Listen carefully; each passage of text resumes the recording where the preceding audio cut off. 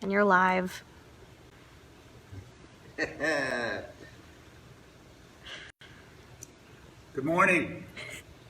Good morning. Good morning. Welcome to Coffee Talk. I'm your host, Paul Baldwin. And this morning we're talking about dogs. So, no, really, we are talking about dogs. And I am having coffee and talking. This is true. I am Ian Trevethan. I am the, education and outreach dude at the Sternberg Museum of Natural History. This is Dr. Reese Barrick, the director of our illustrious Museum of Natural History. And we are bringing you our morning live feed from the Dome to your home. And today's subject for both segments of our live feed is going to be what we call canids. Canids, put simply, are dogs. So, people in general, and scientists more particularly, like to categorize things according to their relationships. They do. So, Canidae is the family that group that dogs belong to. I don't know that family was the right term, and I'm too crazy right now to think about Family? that. Yeah, that's true. Got your wolves and your foxes and your... So we thought it would be cool for this morning's segment to do something a little bit different than we would normally be able to do if things were normal. And that means we brought our dogs here. So we would like to introduce you to Canis Familiaris, which in regular speak, non-nerd speak, is the dogs. The dogs. The dogs. So, tell me about your dog. This is Iggy. And Iggy, as you might be able to tell, is a boxer. But she's also a puppy. She's only about, 10 weeks old. So she came in to our family at about March 9th. And so she's been growing extremely rapidly. And as a boxer, she's very friendly and she's very goofy. And she loves to play with anything and anybody. What do you think, Iggy? She'll even be happy to play for the camera. She just wants to play. She just wants to play. She just wants to play.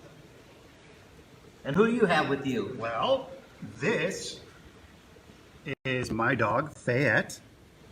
She is not a puppy. She is about 1.5 years old now.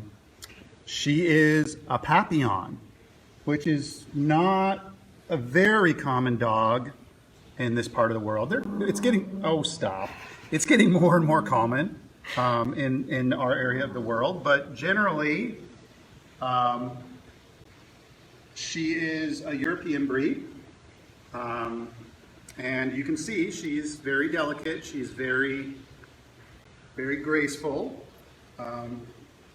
very proper. We do call her Princess Feifei at home. And at our house, she is the keeper of protocol. She is not as goofy and relaxed as Iggy the boxer, nor is she goofy and relaxed about much of anything. She is our activities guide in our household. So if I weren't here at the museum doing live feeds, she would still be telling me when I should be doing things. She'd be waking me up at about 6:30 or 7 every morning, telling me where I should be drinking coffee and sitting down. And then she would be managing my schedule, to the next step. This is the time where you get in the car, and you should probably take me with you and drive around. Because as far as she knows, I just drive around in my car all day. True. And then I should come home and sit so she can nap. And then there's always some food. There should be some food involved in it. So these dogs are a very, very good example of selection, but not necessarily natural selection. So if we were to sort of pan up over here, we've got some other canids that you can kind of look at up on our taxidermy area. I believe those are coyotes. Those are coyotes. And if you go all the way to the corner, you'll see a fox. So those are members of Canidae that are more true to form, I think, to the original dog than, let's say, Princess Feifei or Iggy. So what's the deal with these animals? Well, I can tell you a little bit about how the Papillon got started because I've been doing some research trying to figure out what is the deal with these little creatures. And I guess I'll start by saying, when I was a kid, I always grew up with big dogs. I was not particularly fond of little dogs because generally they're yappy and yappy and little, and you step on them. And so it seems like when I was a kid, all the dogs that ever bit me in my life were little, small, yappy dogs. Again, I was used to rolling around on the floor with big, easygoing retrievers and Irish setters that had lots of energy and were just about as big as I was. So little dogs just didn't appeal to me. And about 13 or so years ago, my wife brought home a little teacup Pomeranian that she rescued from somewhere. His name is Oberon. Oberon. Oberon. And I was like, what is that? And she's like, it's a little teacup Pomeranian, and I rescued him. I think he was in a kind of a rough situation. I think the people that he was rescued from were using him as basically a chew toy for pit bulls. Eek. Yeah, so he somehow ended up with a stroke of luck of somebody seeing that and rescuing him, and then somehow, I'm not even sure how, my wife got a hold of him. And so, she brought him home, and for about a week or so, we were kind of like, with each other. But I'm not sure when, but I know it was quickly. He adopted me. He decided I was the guy. And he was my wingman for about 12 or 13 years. Unfortunately, he passed away about a year and a half ago. And, you take for granted how much of a part of your life these animals become. Now, little dogs, particularly Oberon, though they might be small in stature or small in size, they're large in stature. So Oberon didn't know he was small. He was a large guy. And very much like I've described Faye being, we had a routine. And I really, really took that routine for granted. And you don't notice that stuff until it's gone. And, the first week after he was gone, I realized just how not fun my morning routine was. I didn't have someone on my lap being excited that it's morning. Well, as it turns out, I got lucky because my daughter and my mother brought Faye home. And it was a very similar situation. I was not quite sure I was ready for another small dog. She wasn't sure she was ready for me, but within about a week, I became the guy, and she's been at my side for about a year now. And I have a routine again, and it is managed. So Papillons, like I said, are not extremely common. They're becoming more so in the United States and North America, but they originated in Western Europe. Papillon means butterfly, and my guess is because of their ears. I think Faye is a short-haired Papillon, but there's also a long-haired version of a Papillon, and they have these very wispy butterfly-like ears, and that's where they get their name. Faye sort of has it, but her fur is a little thinner and shorter. So Papillons originated in Western Europe. They're derived from European hunting dogs. So if you look at her body form, and she's a little scared right now, so she's got her tail tucked in. But if you look at the way her body is shaped, it's all in proportion. She's just a very, very little hunting dog. And During the medieval times, I think particularly in France, the royalties, the kings and queens of the time favored these dogs, and they would select certain characters that they admired in these dogs. So they enjoyed sort of the regality of these thin, the hunting dogs originally were what I would consider medium to small sized dogs. You know, the kind of things that they were hunting were birds and rabbits, and those kinds of things. And as the royalty started to favor these animals, as well as their courtiers, you got a more and more miniaturized version of the hunting dog. And it really did start to catch on in France. So they remained kind of a European breed for many, many years until it didn't really make a big splash in North America until about 20 years ago. There was, I think it was an AKC Classic dog show type of thing, agility dog show. And actually it was a little Papillon that took grand champion. And when people saw this little agility dog, they were like, what is that? And that's really when you started to see a shift to North America. And I think that was probably just post World War II. You know, and since then they've been sort of gaining popularity here in North America and especially the United States. So she is not a lap dog. Despite the way she looks right now, she's a little wigged out because she's still not quite sure what the museum is. Could be a big vet. We don't like the vet. But she's not sure what this dog is over here yeah, either. she's really not sure. You know, it's something that could probably toss her around. It's got to be tough when everything around you is potentially ginormous. There's that word again, ginormous, and could possibly eat you. It's got to be rough. So, you know, she's not much of a lap dog. She's very busy.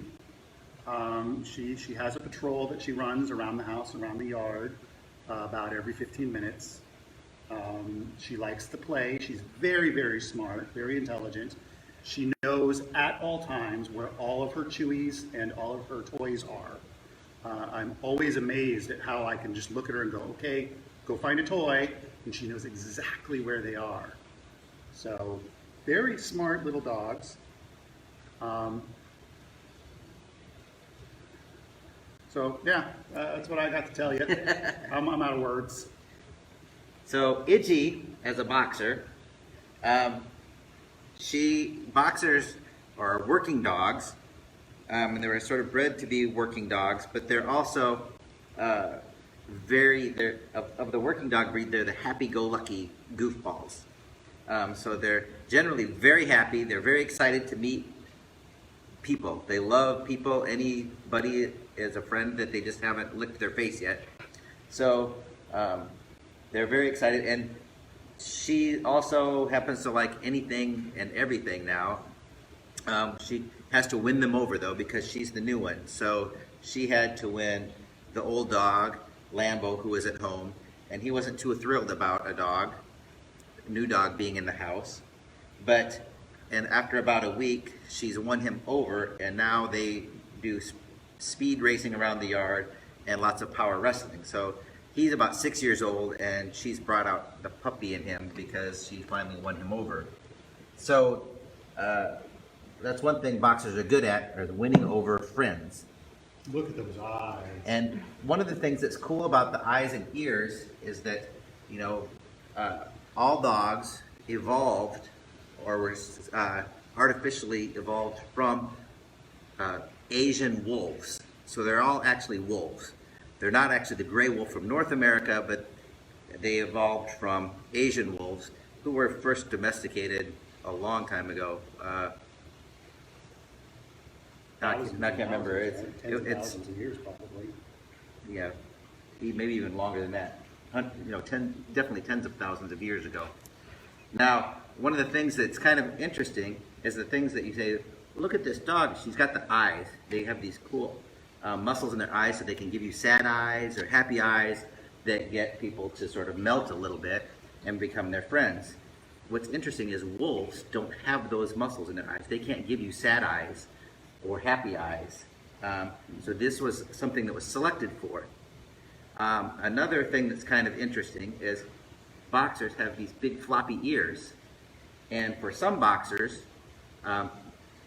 people, especially males, have docked their ears to make them sharp and stand up. It makes them look a little bit meaner or regal or something instead of goofballish. She's got floppy ears, she's goofballish, and one of the things that's interesting is studies of foxes where they took wild foxes, I think in Russia, and domesticated them. They bred them to be more domesticated and adaptable and friendly to humans. And when they did that, they would take the more mellow individuals and breed them. The first thing they found out was that fox ears started flopping over. Bloop. So floppy ears is something that has sort of come with domestication. And so are we selecting for them, or are they selecting for us, is the question. that is a good question. I think they may have been selecting us early on, but once humans sort of got dogs to be really good friends and very familiar, thus Canis Familiaris, they started finding out that, you know, they were really good for a lot of different things. They might be able to protect your house or where you're living. They could protect your livestock. They could get rid of rodents. They could be very good and protective of your children. They could do a lot of different sorts of things. And so people started breeding them selectively in order to get different qualities and different shapes and sizes that they were interested in for whether it's different tasks or just for fun. And so then we started getting all sorts of different shapes and sizes of dogs, and essentially its evolution super sped up where humans controlled the characteristics that were being selected for. So we call this artificial selection instead of natural selection. And we've done this really to the extremes and all different ends. And we're not quite at the total extremes, but you can see a difference because, as Ian said, Faye is already basically a full-grown dog, right? And she's a toy. And she's very cute, but she's as big as she's going to get. Whereas Iggy here He's ready for a nap. is ready for a nap, but she's only 10 weeks old. So she's still a puppy. She hasn't lost her puppy teeth by any stretch yet. And yet she's already 15, probably going on 20 pounds now, and she's only 10 weeks old. So she's going to get much bigger, and she'll probably end up weighing 70 pounds. So she's kind of a mid-sized, big mid-sized sort of a dog. And she's going to chew on some glasses. And she's got very different features. She's got these big floppy lips, right? And she very commonly got these huge paws she will grow into, and very, very energetic when she crashes. But And that's actually a common thing that these two different breeds of dogs have in common, or together, is Faye is very, very similar. She's got bursts of energy. Papillons, like I said, are very, very good agility dogs. So about 3 times a day, we'll do what we call zoomies. Zoomies, yes. Yeah, where like That's about just, what we call yeah, them too. Boom! She's zooming around the house, and she's, you know, going over the backs of the couch, and she's hiding, and you know, then of course it's time to go outside, and she zooms around the yard, and then she comes in, drinks some water, has a couple bites of food, and then she's out for a couple of hours. So, you know, she's still a young dog, and she still has all that kind of energy and athleticism. We have an older dog at home who's also a Pomeranian. He's a full size, he's not a teacup, but he's old. He's like the polar opposite. He is a nap champion. Like, you know, sometimes he naps so well I forget he's in the room. And I'm like, have you seen Seamus? Can't find him anywhere. So she's not quite as mellow, which is good. I like that. Right now she's mellow though. All right. Does anybody have any questions? Not yet, but do we want to sit and see if we get any questions? So the plan for today is... Let's talk about the rest of the day. Yeah, we wanted to, canines or canids is our theme for the day. So the second half of our live feed this afternoon, we're going to start pulling out some of the canids that we've got in our zoological collection. And we might actually even bring out some cats just to contrast and compare the difference between dogs and cats, canines and felines. Oh my. Oh my. Oh my. Dogs and cats living together. I think I've heard about dogs are considered fully domesticated, but cats are not. I think they're still kind of... I actually, despite my rant yesterday saying not aliens, I'm pretty sure cats might actually be proof of alien life. They're weird creatures. It's like that show from the 60s, the Disney movie. Remember about the cat? Cat from space. From space, yeah. He was like, I gotta I get... vaguely remember that. Yeah, it's true. Cats were began to be domesticated much later than dogs. Dogs were domesticated much, much earlier in human history.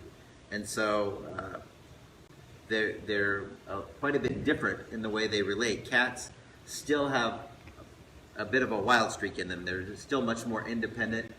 And cats in general, lions have prides, but most cats are very more solitary. Although, you do see colonies of feral cats, especially in this area. I know we've had trouble with the amount of feral cats sort of running around. So they do kind of hang out in colonies, but yeah, they definitely... They're very much more independent. They have independent, routines that they do. They have their own area that they patrol. Lots of really cool studies have been done on cats. And particularly some of the behaviors that they've kind of adopted to get things from people is really interesting. I almost feel manipulated. Oh, we are. I think we're definitely manipulated. Cats are scary smart that way. Cats and dogs were just the smartest animals to figure out how to get free meals. And they manipulated us in ways to figure out how to give us free meals. Because they figured, it's a lot easier to just hang out and maybe protect this family in order for free meals as opposed to actually have to go it makes sense to chasing me. things around. Dogs found a way to make themselves necessary to us, either Yes. as working dogs or, guard dogs, and ultimately companions to us. Cats, you like, they're cute and you want to pet them and they roll over and say, "Oh, look at me, rub my belly," and then they try to eat you. Like, they're... Well, the other thing is, cats are good. Cats are good at like killing rodents and things, but then they always like to come and give them to you as a present for some reason. Yeah. I don't know, mine just like to throw up in horrible places and step in it. Okay, so we do have some questions coming in. A few people want to know, how many dogs do you guys have? Ooh. I have two. I right now have two. I had 3 dogs. I had a large, medium, and small dog, and I had Clemmy's predecessor, or Iggy's predecessor, was called Clementine, and she was a boxer, and she passed away in January. And then I had a large dog, which was a German Shepherd. Sounding the alarm. There's an intruder. See, things that dogs are very good for. Something's new and it's happening. So, like I said, Faye is the keeper of protocol, and Rose, who is our keeper of the museum over here, surprised Faye. This is not going according to plan. Whereas Clementine says, there's Not Rose, only let's go play. did Rose surprise Faye, but she's carrying the enemy of all dogs, which is a vacuum cleaner. But yes. So you see that Faye is basically a miniature guard dog. She is always on alert. Clementine's not so much a guard dog yet. I mean, Iggy's not so much a guard dog yet. Seamus, my dog, he's older. He's got to be going on 12 or 13 now. He's the worst guard dog I've ever seen. Usually he's asleep until Faye barks. And when he does bark, he's barking back at Faye. He's not barking at whatever she's barking at. Yes. So it's a little comedic. Eli asks, how many times a day do you do the zoomies? Like the dogs do the zoomies? Oh my. Faye at least 3 or 4 times a day. She kind of has cycles where morning there's stuff to be done. Usually the morning activity is she's got a particular stuffed animal that she likes. And when we went to, she's chewed her first one up pretty bad. So when we went to go get a replacement, we tried to get something as similar as we could, but it wasn't quite right. So I had to actually track down the manufacturer of the one that she originally had, and now we have 3 of them. But yeah, morning we have to throw the toy, and she has to chase it, bring it back to me, and I have to throw it. So that's her kind of her morning zoomie activity.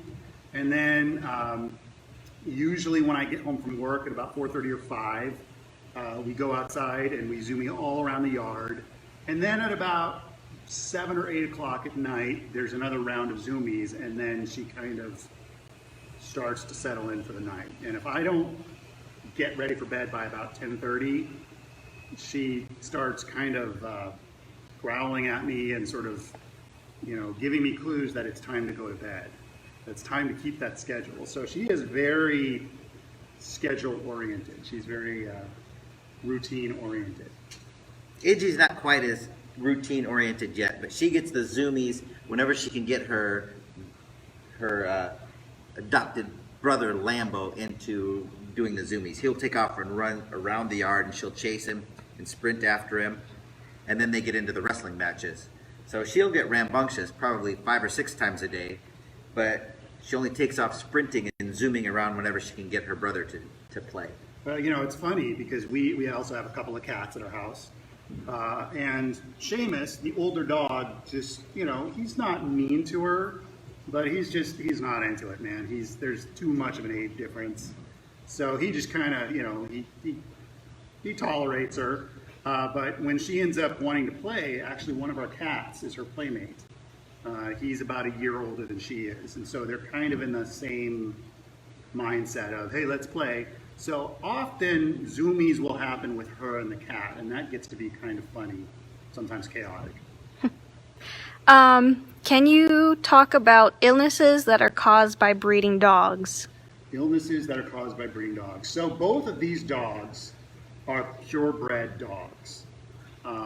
And in breeding, in selecting for certain characters over and over and over and over, you can begin to also cause some problems. As far as You essentially lose some variety some variation in the genes because you're being very selective over very short periods of time. So it's essentially a little bit of inbreeding in order to get characteristics. And each different breed of dog oftentimes has some associated health problems.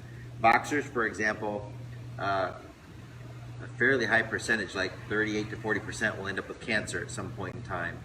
Common things like German Shepherds often have hip dysplasia. That's very common for the form that they were bred for. So there's a lot of each breed. Oftentimes, if they're purebreds, have some potential health issues that come along with the selection. Irish setters and I think even our golden retrievers had some thyroid issues. Right. Of course, yeah. The real common is the hind legs becoming sort of very arthritic very quickly. Seamus has that problem. With the Pomeranians, a big problem is heart disease. They end up getting enlarged hearts, and it's just a very common thing. With the research that I've done about Papillons, because they're sort of a less common breed, they don't quite experience as many health issues as some of the more common breeds. So, but if you really want to have the best chance for a healthy dog, best thing to do is to get your mutt. Right. Well, and there are a lot of dogs out there at the sort of community Shelters. kennels and humane society type places that really need good homes. So, most of the animals, with the exception of Faye is the first animal that I ever got from a breeder. All of my dogs have been rescues, either from the dog pound or, like I said, my wife found one. Seamus, I found wandering around on campus, mooching food off of students. And actually, when I spotted him, he was about 2 inches away from getting hit by a bus. So I rescued him, and initially did not intend to keep him for myself, but Yes. within about 3 hours, I knew that it. And our other dog, it came from the Humane Society here in Ellis County, and the other 2 dogs I had, one of them was a rescue from Utah, where I used to live. Oh, Faye, it's just Rose. And She's in there, and that store is closed. It's not supposed to have people in it. Thank you for letting us know. Thank you. but yes, that's a lot of, because in natural selection and changes take a lot longer periods of time often, and in artificial selection, changes happen really rapidly with gene restriction in the selection, and therefore we do end up with more health problems than you normally would out in the natural. Even though wolves and wild canines have health issues too, they're just not as You don't know prevalent. about the vacuum cleaners, do you? You're too young. Faye sees Rose is vacuuming in our gift shop right now, and Faye sees the vacuum, and she's warning us that a potential enemy is at our door. Could be very loud and very scary, and we must attack. Yes. Well, when you're this small, a vacuum cleaner is a serious threat. You could get sucked up. So we had someone ask, what would happen if you didn't throw the toy for your dog? What would happen? She would not leave me alone. You hear that she's a very vocal dog. The noise that she was making just now are not, those were warning noises. Those were, she does bark when somebody knocks on the door, but she has different tones. So basically, if I didn't throw the toy, she would slowly inch her way up my torso onto my shoulder, sit right in my ear, and she would make these weird sort of growls and grunts in my ear of, sort of like,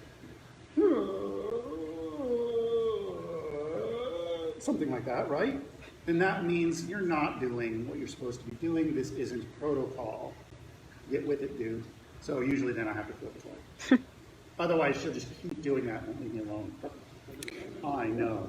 And then we had another question about which dog breed would be like a good mouser or like a good little hunter. A rat terrier Haha. would be a good mouser. Any of the smaller terriers are really good mousers. I have to, though, interestingly enough,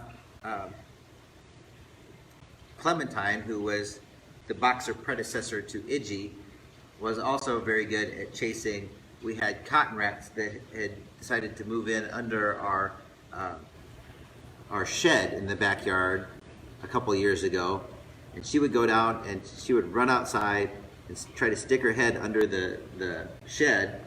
And I actually saw her once. A cotton rat ran out and she grabbed it and caught it and threw it up in the air a couple times, and so she was actually pretty good at catching the rodents and keeping the rodents at bay from getting anywhere near our house. Well, surprisingly, I've talked about Seamus. I've really made him sound like this lazy oaf. But when he's outside in the yard, he is a rabbit chaser. Mm-hmm. And I'm surprised at how quickly he can move when he decides to. So he is definitely our resident rabbit chaser, and he does keep the cats out of our yard. because we have a couple of cats, we don't have a whole lot of rodents anymore. So he doesn't have much else to do. Yes. But he does like to chase rabbits. The funny thing is the rabbits will freeze, and his eyesight isn't so good, so he'll run right past them. And the rabbits will stay real still, and he'll be like, "Hey, where did it go?" So everybody gets old. Yes, indeed. Mm-hmm. Do we have any more questions about the doggies here? We had kind of an interesting question. Someone says their 6-month-old puppy is going to be small. She has loose kneecaps. We already rushed her to the vet several times for pain. Is there anything else I can do to help with that? I've experienced similar things, especially with Seamus, my older Pomeranian. He's got loose kneecaps in his back legs, and he's got a very strange, almost John Wayne-like walk when he walks. It looks like he's very stiff. And there have been a couple of times where I've actually left work because I was worried about him, because he was very sensitive to touch. He would yelp when I would touch his legs. So I was worried that he had somehow injured a bone or something. And often what we would do is, I'd take him into the vet, and this happened 3 different times. The vet would give him I wish I could remember what it was, but it was a certain kind of anti-inflammatory that's specifically made for dogs with that condition. And when he does have a flare-up, that's sort of the go-to, and it seems to really help him. And within about 24 hours, he's back to normal, and he seems to be in a pretty good mood. So depending on what kind of breed your small dog is, that may just be part of the package, and you'll have to probably talk with your vet about, sort of managing that. It's not a serious condition, but you definitely want to monitor how your dog is feeling, from day to day, week to week, and address it as it pops up. Yeah. Eli, again, has a question. He wants to know why your dog is so protective. Well, my dog is protective mostly because her size. Look at her. I mean, this is full grown. So she is a very, very small dog in a large world. So even when she's out in my yard, she's always on alert. And I think that's probably an instinct kind of thing. But, she's also, been bred to sort of be a lookout, to sort of be alert and aware of things. Originally, these were hunting dogs. So being very aware of what's going on around them is just sort of part of their nature. And I think the other part of it is she's in an unfamiliar place right now, and I'm her person, and she's just letting me know that things are going on. And that's a Papillon thing in general. Everything I've read says, don't yell at them when they sound the alarm, because that's just what they're doing. So you almost sort of say, thank you, I've got it, thank you for letting us know. And that's kind of how we've worked with Faye, is when she lets us know, we say, that's good, we got it, we see the problem. So she's done her job and can go about her business of zooming. There you go. I guess we have one more question. It says, can you talk about sight dogs versus small dogs? Ian started to talk about it with Seamus about not seeing rabbits, but I guess this applies more for hunting dogs. I think this is your mom. Okay, say that again. She says, can you talk about sight dogs versus small dogs? Ian started to talk about it with Seamus, not seeing rabbits, but I guess this applies more to hunting dogs. So dog sight, is that what we're kind of asking about? If it's my mom, can you clarify a little bit? I think it is your mom. Huh? I think it is your mom. Hi, Mom. Well, I think... Is she asking like C&I dogs versus hunting dogs? Is that what she's wanting to know? I don't think so. I think more like the scent dogs. Scent. Your hounds that take off on a scent trail versus ones that have to have good vision to find what they're Yeah. I mean, and it's interesting Chasing. because, ear shape, eye position, the shape of the nose, all of these things kind of harken back to what these dogs have been bred for, and also, where their source material came from. So, if you notice, Faye's ears are upright. We call this area, we call these pinnae. So this is she's got very radar dish-like ears. So she, and all Papillons in general, have a super, super sharp sense of hearing. She hears things way before I ever figure out what's going on. And, eventually I'll realize that she's hearing, somebody pushing a baby stroller down the street, halfway down our block. Right. So, those are one of the features. As far as eyesight goes, I am not familiar enough with studies of dog eyesight to even really know, to have an intelligent discussion about whether they see in color and how much depth they've got. My guess is they would probably rely on scent a lot more than they do eyesight. often rely on scent. They have they don't have as good a color vision as humans do. They also don't have as good a night vision as cats do. It's just the number of cones in their eyes is not quite as developed, so they don't have as good a color vision. But Dog noses are a fantastic thing. they do have good noses. But even, again, you can see with different dogs, they have different ear shapes, they have different lengths of snouts, and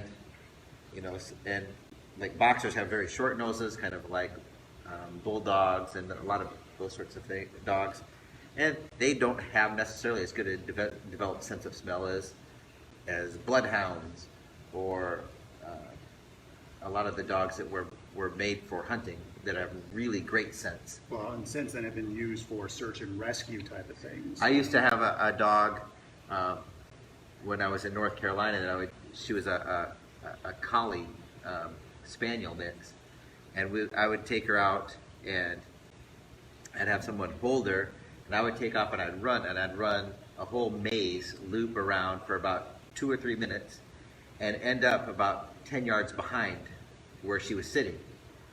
And the person would let her go, and she would take off with her nose down, and she would follow for it only took her about 30 seconds or a minute to follow every place that I'd run for 3 minutes, and end up finding me where I'd started. I was only 10 yards from where she started, but she didn't look around and find me. But To Seamus, who's, he's older, he's a different breed of dog. Seamus is much more routine-oriented even than in the regard of going outside and doing outside activities than even Faye is. He's got a path that he walks. He marks his territory, he marks the perimeter. Faye, by comparison, the second she's out the door, she is like, oh, what is that? Oh, what is that? Oh, what is it? And she's like really into smells. And, as best I can interpret, she is figuring out what had been happening the night before. And it's amazing to just sort of watch her. She'll, really stick her nose into like a clump of plants. And, she's getting all sorts of information. And she'll stop, pick up her paw, look around, back down. So she's definitely doing something of that sort, like you're talking about, Reese, where she's sort of reconstructing what's been going on that evening, or, who's been in her yard. Whereas Seamus, when he goes out, he hits the perimeter. Right. This is mine. Whereas Faye is like, who's been here? So kind of interesting comparison and contrasting there. I wonder if that's almost like a male versus female type deal, because our Maybe males so. a little more like they Yeah, like to I would mark. say males are probably more compelled to say this is mine, but the scent females part do is it too. they mark their territories very often, right? The dogs like to send P-mail, find out what other dogs have been around in an area, and make sure that they mark their territory. I mean, and I've noticed that Faye will notice areas where Seamus is marked, and she will also mark that area. So, that's a dog thing. It's definitely a dog thing. There we go. Oh, I All don't right. see any questions. Well, So we're excited to come share our dogs with you.